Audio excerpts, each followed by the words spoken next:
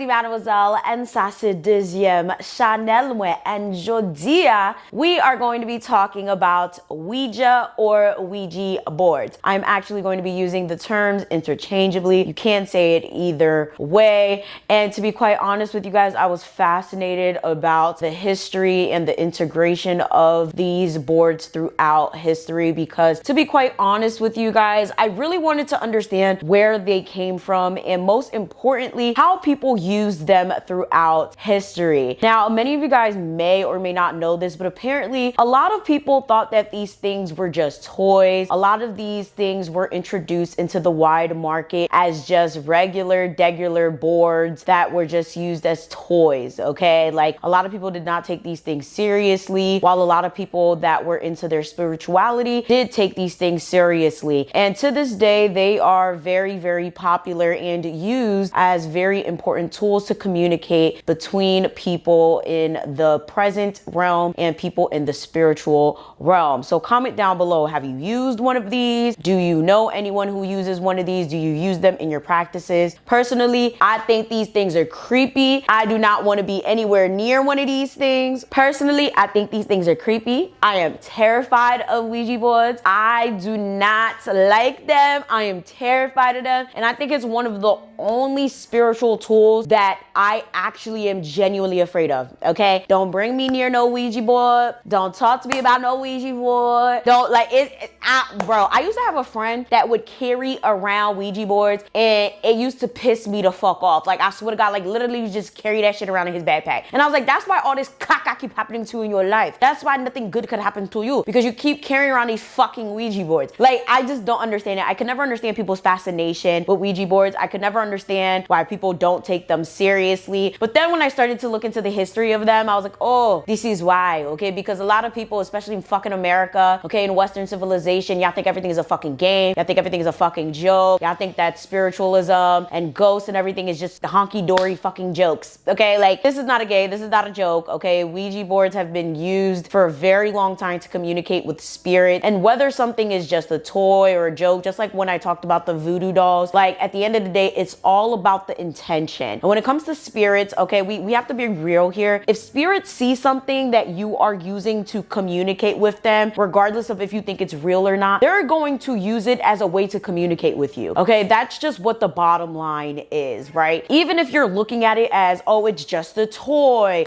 it's just a little piece of paper, it's just a mirror, it's just the this, it's just the that. It's the intent behind whatever it is that really truly matters. So when it comes to Ouija boards, I don't fuck with that. I don't know. Like, no. They've always just creeped me the hell out, okay? So comment down below. I'd love to hear your thoughts and opinions. But of course, before we dive into it, please mark your calendars. My first Haitian American single is coming out on Black Friday this year, less than a month from now. And of course, get your merchandise. My Haitian merchandise has dropped in the shop. Everything you need is going to be linked down below. So a typical Ouija board has all the letters of the American alphabet on it and numbers 0 through 9, as well as a planchette or a planchet on it for accurate communication with the spirit. You put your hands on the planchet and essentially the planchet does move around, and it also has the words yes and no, and sometimes on occasion it has the words hello and goodbye on it as well. And the way you're supposed to play, and I say play very loosely here, is you're supposed to initially call on the spirit or play on the board to communicate with whatever it is that you're trying to call on to. Now, originally this was a board that was introduced to the masses so people could play with whatever entities or spirits that they were trying to call on to. Now, the reason I keep saying play is because this is what it was originally marketed as. The Ouija is actually trademarked by Hasbro, and it was inherited by the Parker brothers, and it is loosely referred to as a talking board. And there are other boards that are kind of like the Ouija board, but not necessarily the same. There are other boards that are very similar that can be used to talk to spirits, but the Ouija boards are the most commonly known ones. Although most commonly used for entertainment purposes and not scientifically proven to be able to communicate with spirits, we all know that a lot of people have lost their lives and hurt themselves trying to use Ouija boards to do shit that they know damn well they should not be doing. Now, when it comes to spirituality and witches and evil shit, we all know it's always had a rise and a decline in history, okay? From the satanic panic to the witch trials, you know, things like Ouija boards and stuff like that, like they always have a really great way of making their ways back and out of society. Now, Ouija boards came into popular manufacturing in about the 1880s, 1890s, okay? 1886 in Chestertown, Maryland was believed to be the first Ouija board manufacturing. And people believed that the Ouija board was able to communicate with the dead, predict catastrophes, and all sorts of things. However, a lot of people contribute this to the fact that a lot of people were just very lost at the time. A lot of people were searching for answers, and the popularity grew into the wake of World War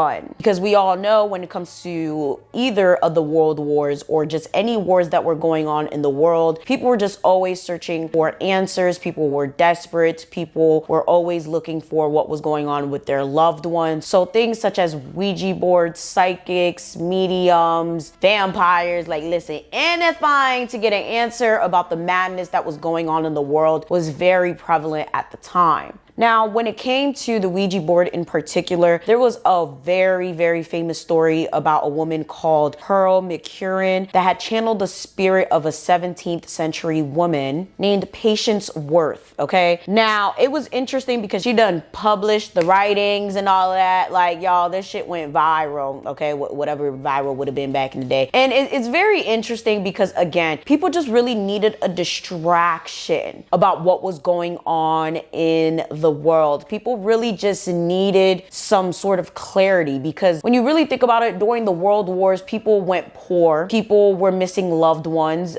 There wasn't social media back in the day, okay? We have to think about it. There wasn't even freaking color TVs. What was it TVs during World War I? We need to understand the world was not the way it was, right? They didn't really have access to entertainment the way we do now. So this is entertainment for them. You know, like all of this for them is their sense of entertainment. Even though now that we're looking at this shit, we're like, are y'all fucking crazy? Like Ouija boards and all of that. This is not entertainment. This is fucking dangerous. But for them, it's entertainment. And a lot of these people, especially like now, like we think about it, we're like, bro, of course these motherfuckers were lying. Like you could tell right now with a fake psychic, a fake medium, a fake fortune teller, all that. We know, okay? Like it's a lot easier to like definitely look at these people and be like, bitch, I will put your ass in a jar, okay? Whatever. But realistically, if we look at them back in the day, like it was so easier, okay? It was so much easier to like look at these people and be like, you're a fucking liar, you're a scammer, I will cut you, okay? I will cut you dead. But back then it was a lot easier for these people to look, okay, at the desperation in these people's eyes and be like, oh my God, your husband, he's fighting in the war, isn't he? I have a message. Let me pull out my Ouija board. He sends you his love. Like, can you imagine? Yo, this shit is crazy. Like, yo, bro, I know damn well these people was making money back then. So not only were people using these for entertainment and spirit communication, they were also using these in their mediumship and of course in rituals, okay? There were a lot of people, okay, these fake psychics and these mediums and all of that were using these in hundreds of dollars of rituals to communicate, to get these people to get these boards, readings and rituals done with these Ouija boards. When I'm telling you these Ouija boards were so fucking popular, while some people were just thinking of them as play, some people were really taking them extremely serious and putting them into their practices and charging people hundreds and thousands of dollars for ceremonies and rituals, which is ridiculous because a lot of them didn't have the power to do anything, okay? While some of them actually did, you know? So you know how a lot of people say like legit, you definitely think things into existence and you make things real by how much power you put into them. That's really what it is. But there were a lot of people that were really scamming. Okay, just like now, there's a lot of people that do a lot of scamming. Like, yeah, a lot of the crystals and the saging and the putting people into a jar, all of that is real. A lot of these people don't know what the fuck they're doing. A lot of the shit that they say that they're doing for you is not real at all. So the initial patent for the Ouija board actually was obtained by a Helen Peters. However, it quickly fell through and went into an American entrepreneur named William Fuld. Now, crazy enough, it didn't get as popular as it did until William Fuld took over, because with his marketing skills and his ability to really actually push the Ouija board, that's when it really became as popular as it did.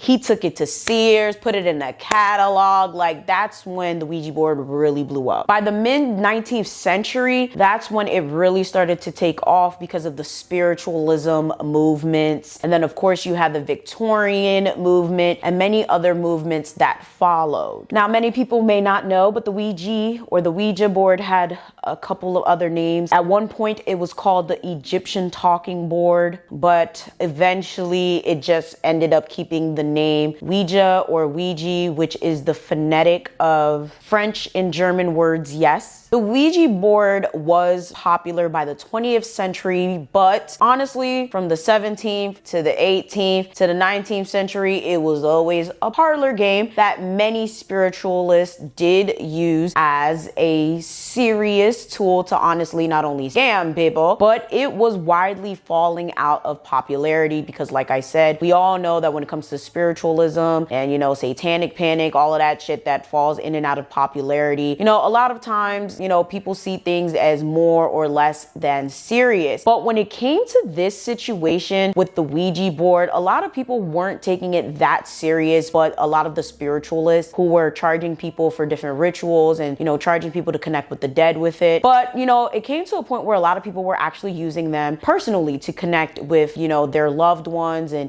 using them for their own personal situations. And that's when the 20th century came along and a lot of people started to get hurt using these boards, okay? A lot of people was like, there's something wrong with these boards, you know? People started coming forward saying that they were getting possessed using these boards. A lot of people started saying that they were seeing things. They were out here like coming into contact with some unnatural entities by using the Ouija boards. And of course, a lot of people started saying like, you know, that's not true. It doesn't make sense. It's a parlor game. It's, you know, listen, what did I say right now? From what I understand, the trademark is owned by Hasbro, bro. So at this point, imagine like somebody saying, oh, I got possessed by Monopoly. I don't think does Hasbro own Monopoly? But you guys understand, a board game. You know, so a lot of people see the Ouija board as a board game. So imagine somebody's like, yeah, I got possessed by a fucking board game. Okay, so a lot of people at one point is like, this is a board game. It's a parlor trick. Okay, like how are you getting possessed by a parlor trick? And it wasn't long until this shit picked up in popular media. Okay, it wasn't long until this ended up getting picked up in, you know, pop culture, in movies, in books, and everywhere else. It became a widespread thing that Ouija boards were dangerous, that you can become possessed by any entity that came to communicate with you through a Ouija board. Thus became the reputation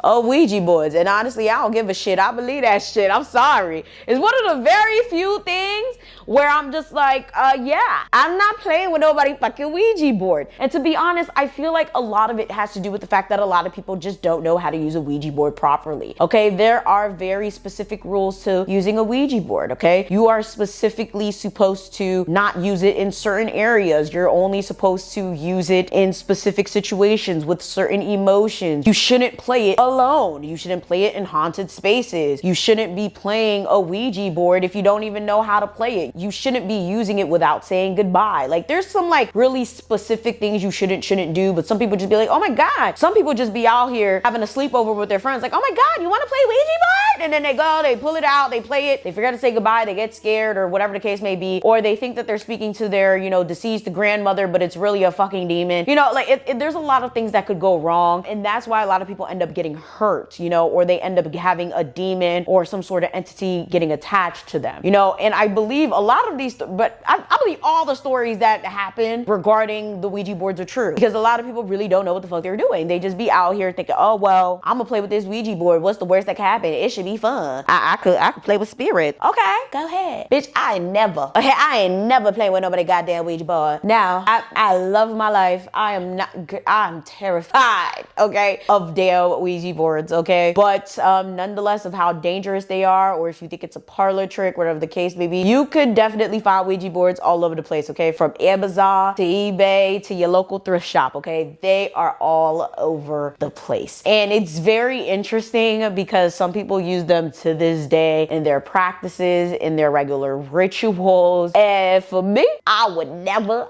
nothing to do with this shit, bitch.